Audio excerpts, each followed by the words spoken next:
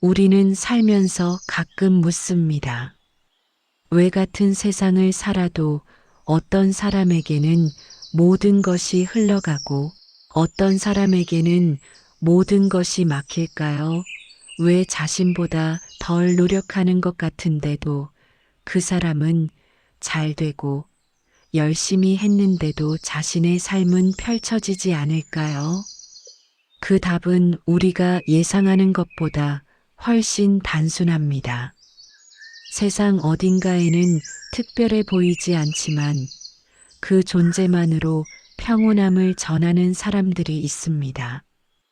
그들은 화려하게 웃지도 않고 자신의 성공을 드러내려 하지도 않습니다. 오히려 조용히 자신의 자리를 지키며 누가 봐주지 않아도 묵묵히 해야 할 일을 해냅니다. 이런 사람들을 자세히 관찰해 보면 흥미로운 일이 보입니다. 그들의 하루에는 유난히 고난이 덜하고 필요한 순간에 도움의 손길이 나타나며 작은 행운들이 자연스럽게 모여듭니다. 누군가 약속을 어길 때쯤이면 의외의 사람이 도와주고 길이 막힐 때쯤이면 새로운 길이 열리며 외로울 때면 누군가 옆에 있어줍니다. 사람들은 저 사람은 운이 좋아, 타고난 팔자야, 하늘이 도와주는 사람이야. 마치 복이 하늘에서 내려오는 선택된 몇 사람에게만 주어지는 것처럼 말합니다. 하지만 부처님께서는 다르게 말씀하셨습니다. 복은 타고나는 것이 아니라 어디에 머무르는가가 중요하다. 복은 자신을 드러내려는 마음을 외면하고 고요한 마음을 찾아 머물며 감사하는 사람의 곁에 조용히 스며든다. 그리고 자비로운 이의 발걸음을 따라다닌다. 이 말씀은 우리가 잘못 이해하고 있던 것들을 바꿔놓습니다. 복은 멀리 있지 않습니다. 하늘에서만 내려오는 신비한 것이 아닙니다. 오히려 복은 마음의 상태에 따라 결정되는 것입니다. 마치 물이 자신의 형태를 담는 그릇에 따라 모양을 달리하듯이 복도 당신의 마음이라는 그릇에 따라 그 모습을 달리합니다. 더 깊이 생각해 보면 당신이 어떤 마음으로 살아가는지가 당신의 운명을 결정한다는 뜻입니다. 그리고 그것은 누구든지 바꿀 수 있는 것입니다. 타고난 운은 바꿀 수 없지만 마음은 얼마든지 바꿀 수 있기 때문입니다. 어느 날 한 제자가 부처님께 물었습니다. 스승님, 저는 정말 많은 선한 일을 해왔습니다. 어렵고 힘들 때도 많았지만 참으며 살아왔고 누군가 도움을 청할 때는 언제나 손을 내밀었으며 제 욕심보다 남의 것을 먼저 생각하려 했습니다. 그런데 왜 복이 오지 않는 것처럼 느껴질까요? 왜 저를 돕는 사람은 적고 제 앞길은 여전히 힘들기만 할까요? 부처님은 그 제자의 눈을 깊이 바라보시고 부드럽게 대답하셨습니다. 그대의 공덕과 선행을 내가 모를 리 없다. 그대가 지은 그 공덕은 분명 크고 깊다. 하지만 그 복이 머물 자리가 준비되지 않았을 수 있다는 생각을 해본 적이 있는가? 마음이 크게 휘몰아치면 물이 담기지 못하듯이 불안과 욕심으로 요란한 마음에는 복이 앉을 자리가 없는 것이다. 그대가 선을 행할 때 혹시 그 선이 반드시 보상받아야 한다는 기대를 가지고 있지 않은가? 혹은 그 선이 자신을 구원해 줄 것이라는 집착을 가지고 있지 않은가? 부처님은 계속 말씀하셨습니다. 복은 조용히 오는 손님과 같다. 욕심 많은 마음 위에는 머물지 않고 탐욕의 손길에 닿으면 순간에 물러난다. 왜냐하면 복은 자신을 받을 마음이 이미 준비되었다는 신호를 찾기 때문이다. 하지만 남을 먼저 헤아리는 마음, 받는 것보다 주는 것에 익숙한 심성, 작은 것도 감사할 줄 아는 태도에는 깊고 길게 뿌리를 내린다. 그런 마음에는 욕심의 여지가 없기 때문이다. 그런 마음에는 비교의 마음이 없기 때문이다. 말이 많고 마음이 분주한 사람은 일생을 바빠도 복이 스쳐 지나갑니다. 마치 지나가는 바람처럼 복이 스쳐가지만 머물지 않습니다. 왜일까요? 그 사람의 마음이 너무 시끄럽기 때문입니다. 복은 자신을 받을 공간이 필요합니다. 그것이 바로 고요함입니다. 반면 말은 적고 행동은 성실하며 누구 하나 알아주지 않아도 맡은 책임을 다하는 사람이 있습니다. 그런 사람의 침묵 속에 자신의 노력을 계산하지 않는 그 심성 속에 복이 살며시 내려앉습니다. 그리고 그 복은 깊고 오래 머물러 있습니다. 실제로 우리 주변을 보면 이런 사람들을 만날 수 있습니다. 겉으로는 크게 성공하지 못한 것처럼 보이는데 주변 사람들이 자연스럽게 도와주고 일들이 자연스럽게 풀려나가고 어려울 때 누군가 손을 내밀어주는 그런 사람들 말입니다.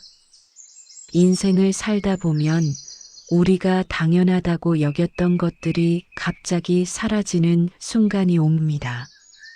그것이 가장 큰 배움이 됩니다.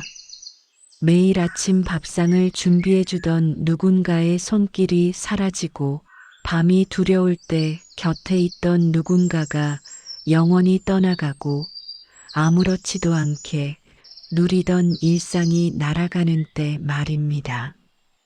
건강하다고 생각했던 몸이 갑자기 아파지고 영원할 것 같던 관계가 순간에 끊어지고 당연할 것 같던 생명이 무상함을 드러내는 그런 순간들입니다.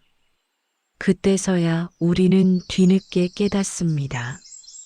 부처님께서는 이것을 명확하게 말씀하셨습니다. 감사하는 마음은 이미 복을 받은 마음이다. 그리고 그 감사의 심성 위에 또 다른 복이 조용히 내려앉는다. 이 말씀은 우리가 놓치고 있는 중요한 진리를 담고 있습니다. 많은 사람들은 감사를 이렇게 생각합니다. 풍요함 속에서 좋은 것들을 받을 때 하는 것. 하지만 그것은 진정한 감사가 아닙니다. 없는 가운데서도 이만으로도 다행이라고 여기는 것. 아직 숨 쉴 수 있음에 고개를 숙이는 것. 누군가 걱정해주는 그 마음 하나에도 감사할 줄 아는 것.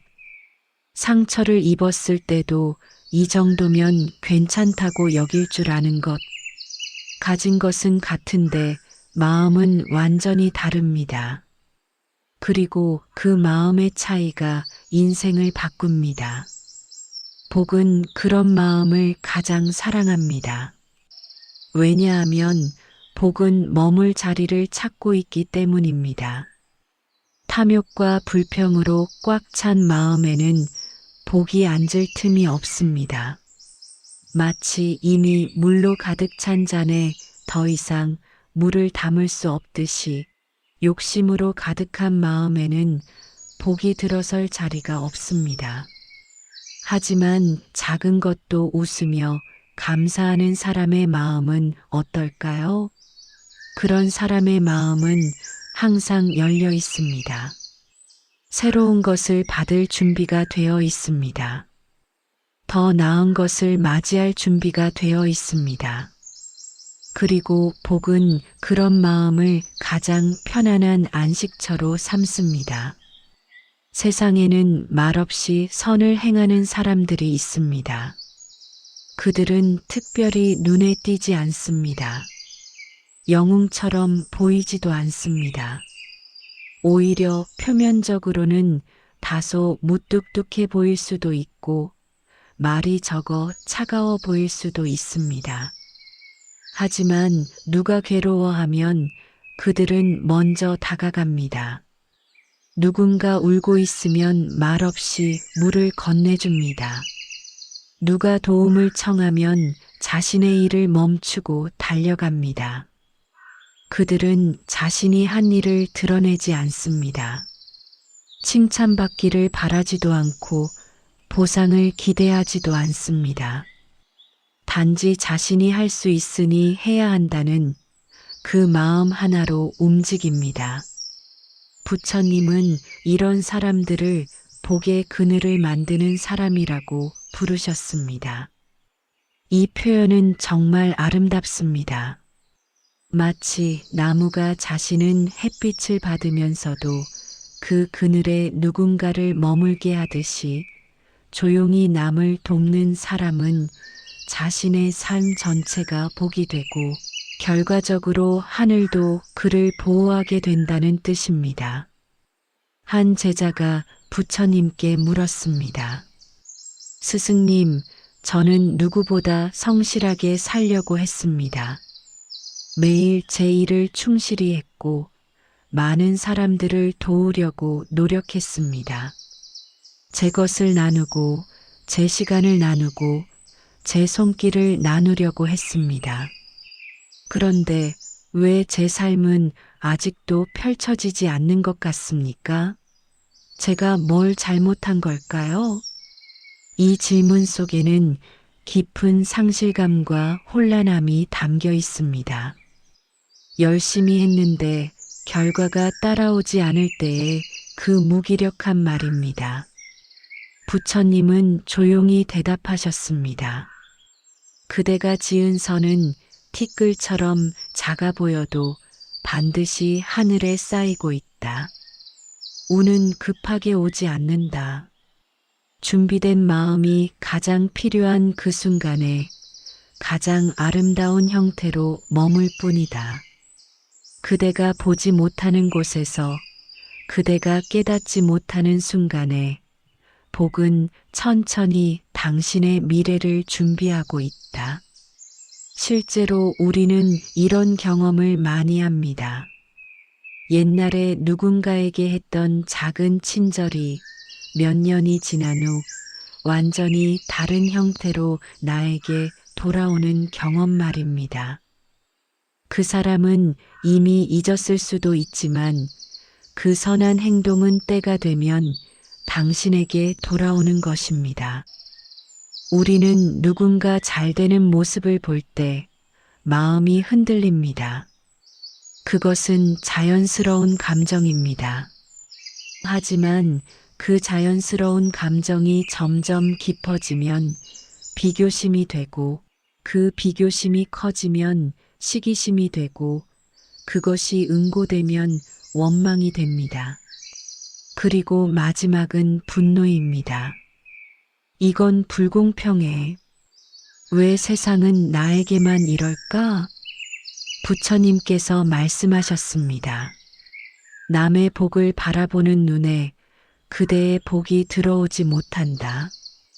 비교심은 마음이라는 그릇을 깨뜨리고 불안은 그 바닥을 흔들어 버린다. 이것은 매우 중요한 가르침입니다. 왜냐하면 많은 사람들이 이 사실을 모르기 때문입니다. 우리는 흔히 생각합니다.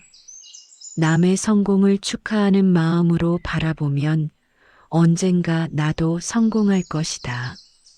하지만 부처님이 말씀하신 것은 더 심오합니다.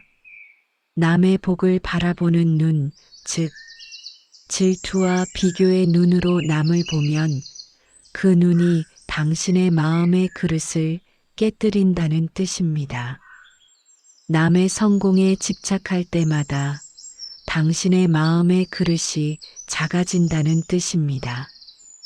당신의 복이 늦은 것은 결코 당신이 부족해서가 아니라 당신이 받을 복이 더 크고 깊기 때문일 수도 있다는 뜻입니다.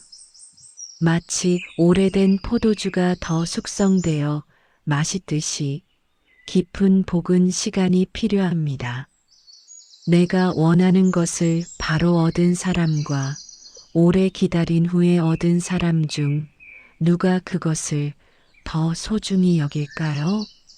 당신의 복이 늦은 것은 그것이 당신을 위해 더 잘 준비되고 있다는 신호일 수도 있습니다. 복은 조용한 손님과 같습니다.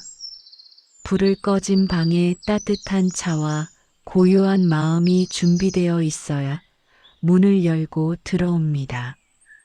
만약 당신의 마음이 비교심과 불안으로 요란하다면 그 손님은 문을 두드려도 들어올 수 없습니다. 비교하지 않기, 조급해하지 않기, 다만 감사하는 마음으로 기다리기.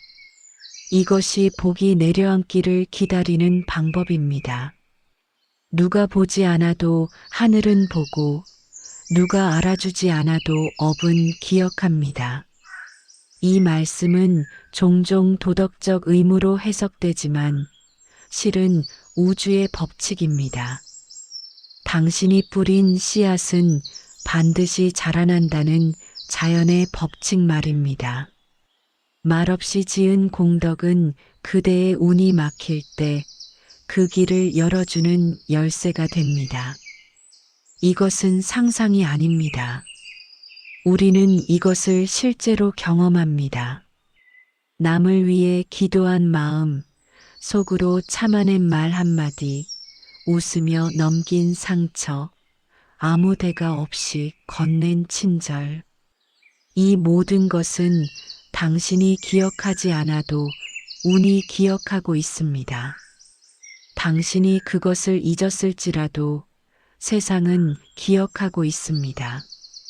부처님이 말씀하시길 복은 곱게 사는 사람에게 온다는 것입니다.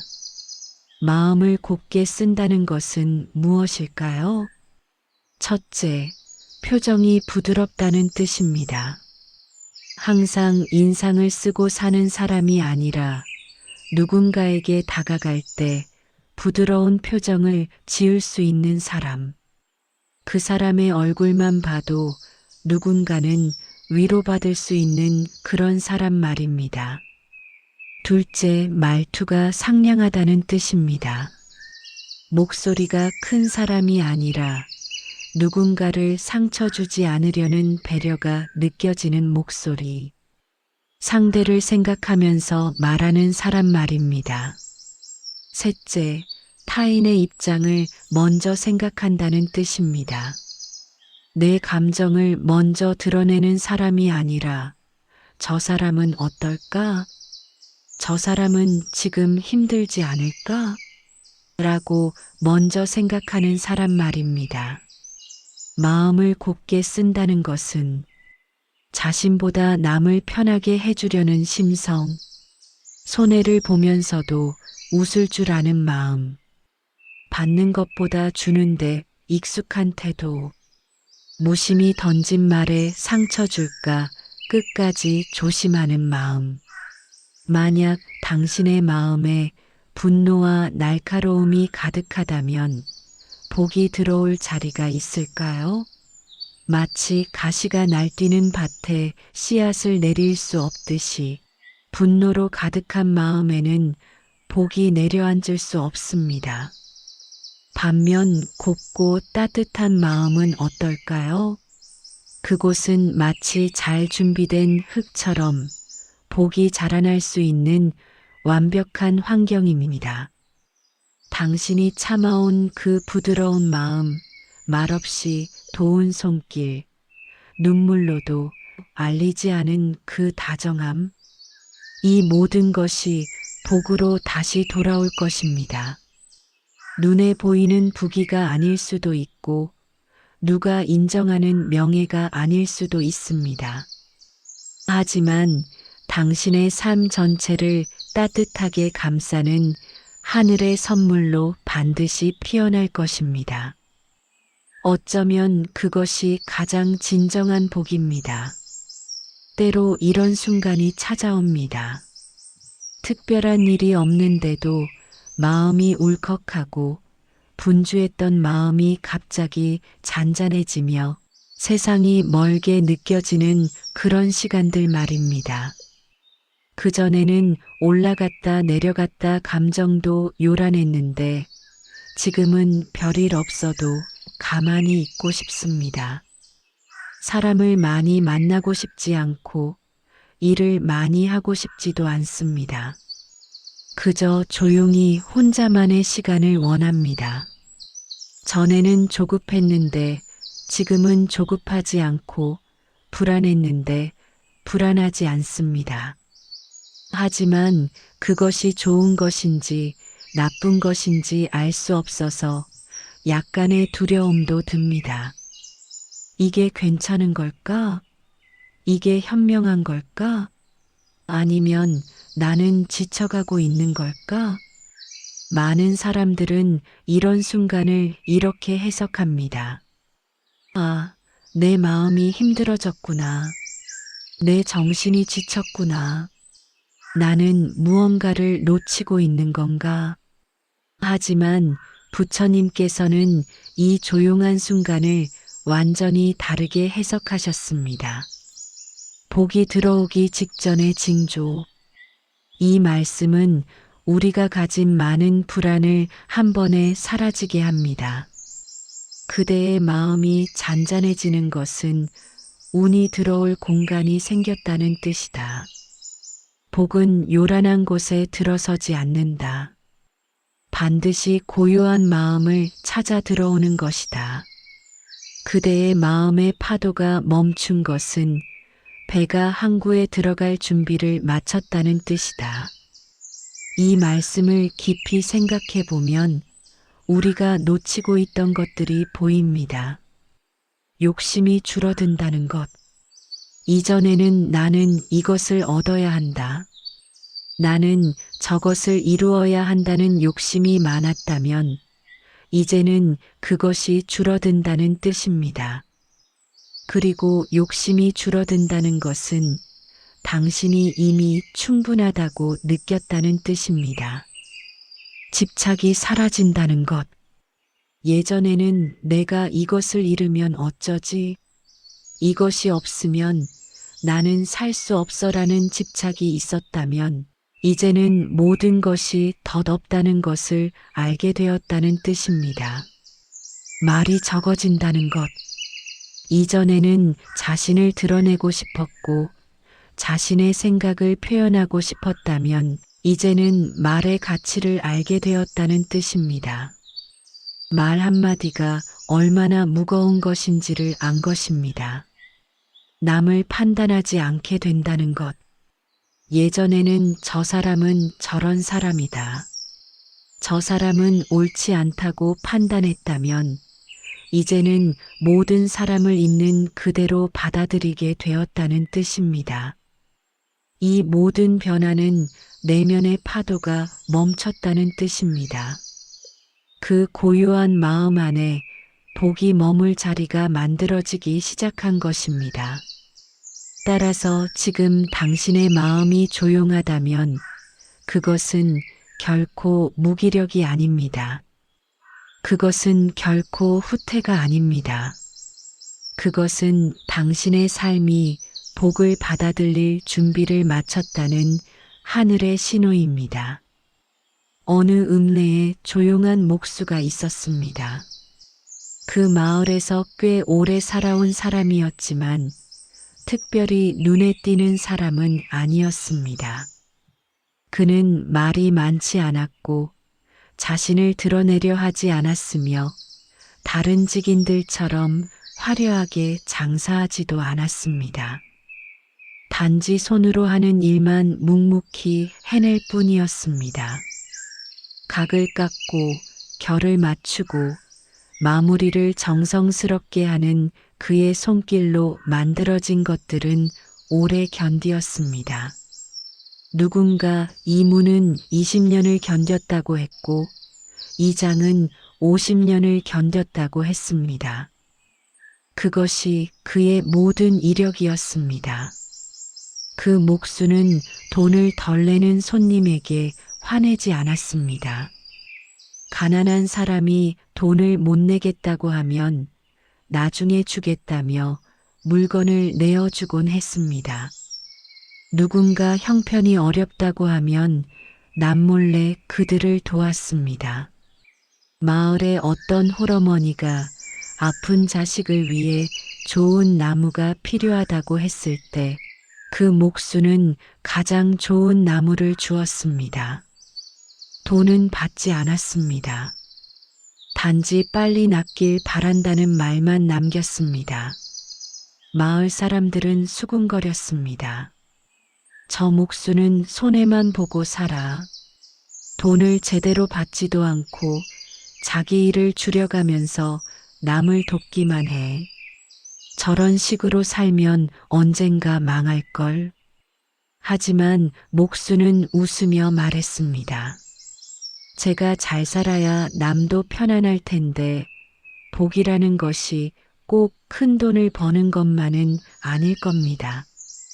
누군가의 마음에 따뜻함을 남기는 것, 그것도 충분한 복이 아닐까요?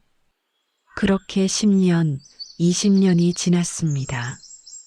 그러던 어느 날 마을에 큰 경기 침체가 닥쳤습니다. 많은 상인들이 문을 닫았고 건설 일이 줄어들면서 직인들이 하나둘 떠나갔습니다. 목수들은 더 큰 도시로 내려갔고 마을은 한산해졌습니다. 하지만 신기하게도 그 목수의 일감은 줄어들지 않았습니다. 오히려 입소문이 나서 멀리서도 사람들이 찾아왔습니다. 심지어는 이웃 마을에서 그 목수의 일을 지명해서 요청하는 사람들도 생겼습니다. 왜 그럴까? 라고 누군가가 물었습니다. 어느 날 한 노인이 찾아와 말했습니다. 나는 예전에 저 목수가 제 아픈 아이를 위해 최고의 목재를 주던 걸 봤습니다. 그때는 돈을 받지도 않았어요. 그냥 아이가 빨리 낫길 바란다고만 했지요. 그 마음이 아직도 제 안에 남아 있습니다.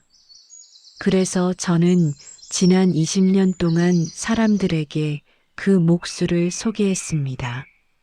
제 친구들에게, 제 친척들에게, 모든 사람들에게. 그 노인은 계속했습니다. 복은 다 알고 있습니다. 누가 보지 않을 때 한 선행도, 말없이 건넨 손길도, 세상이 알아주지 않은 작은 배려도 모두 기억하고 있습니다. 저 목수가 제 아이를 위해 한 그 마음이 20년이 지난 지금 결국 그를 지키고 있었던 것입니다. 이 이야기는 실제로 많은 마을에서, 많은 시대에서 반복되는 이야기입니다. 이름만 다를 뿐 본질은 같습니다. 부처님께서 가장 깊은 진리를 담아 말씀하셨습니다. 마음이 곱고 말이 부드러우며 탐하지 않고 감사하는 사람에게 복은 반드시 머무느니라. 이 말씀을 다시 읽으십시오. 이것이 부처님이 우리에게 주신 가장 큰 선물입니다. 복은 멀리 있는 것이 아닙니다. 다만 그것을 인식하지 못했을 뿐입니다. 누구보다 열심히 살아왔고 누구보다 참아온 당신의 그 마음, 그 하나하나가 이미 복을 짓는 씨앗이었습니다. 당신이 흘린 땀, 당신이 참아낸 눈물, 당신이 견딘 고통, 이 모든 것이 씨앗이 되어 어디선가 잘하고 있습니다. 남들보다 늦더라도 괜찮습니다. 지금까지 받지 못한 사랑이 많았던 사람, 죽어도 모를 마음씨로 살아온 사람, 그 사람에게 복은 깊고 단단하게 다가옵니다. 왜냐하면 그 사람의 마음이 이미 충분히 준비되었기 때문입니다. 복은 큰 소리를 치지 않습니다. 요란하게 나타나지도 않습니다. 그저 당신의 곱게 쓰인 마음 안에 고요히 피어날 뿐입니다. 당신이 참고 있는 그 인내, 기다리고 있는 그 시간, 감사하고 있는 그 마음, 이 모든 것이 대운이 머무는 준비입니다. 이 모든 것이 당신의 인생을 바꾸는 밑거름입니다. 부처님께서 약속하셨습니다. 그대가 조용히 베푼 그 마음은 아무도 모른다 해도 하늘은 기억하고 복은 반드시 돌아오느니라. 세상은 그것을 기록하지 않을 수 있지만 우주는 모든 것을 기록한다. 이것은 단순한 위로가 아닙니다. 이것은 우주의 법칙입니다. 모든 작용에는 반작용이 있다는 물리 법칙처럼 당신의 선행도 반드시 어떤 형태로든 돌아옵니다. 당신이 걷고 있는 이 길, 조용히 다듬어온 그 마음, 누구보다 고요하게 세상을 품어온 그 발걸음, 그것으로 충분합니다. 복은 반드시 당신의 문 앞에 조용히 도착할 것입니다. 어쩌면 오늘 저녁일 수도 있고 어쩌면 내년 봄일 수도 있습니다. 하지만 분명한 것은 그 복은 반드시 올 것이라는 사실입니다. 당신의 그 침묵, 당신의 그 기다림, 당신의 그 인내는 결코 헛되지 않았습니다. 복은 반드시 곱게 살아온 사람을 기억합니다. 오늘도 고요한 마음으로 하루를 살아가는 당신의 발걸음에 하늘의 자비와 복이 머물기를 진심으로 기도합니다. 당신의 마음에 부처님의 자비가 머물기를, 당신의 삶에 무한한 복이 흘러들기를, 당신의 그 선한 마음, 당신의 그 곱고 따뜻한 성품, 당신의 그 끝없는 인내가 반드시 당신을 지켜주고 품어주기를, 그리고 언젠가 당신이 가장 절실할 때, 가장 필요할 때, 당신의 모든 선행이 한 가지 형태로 모여 당신 앞에 나타나기를. 나무아미타불 관세음보살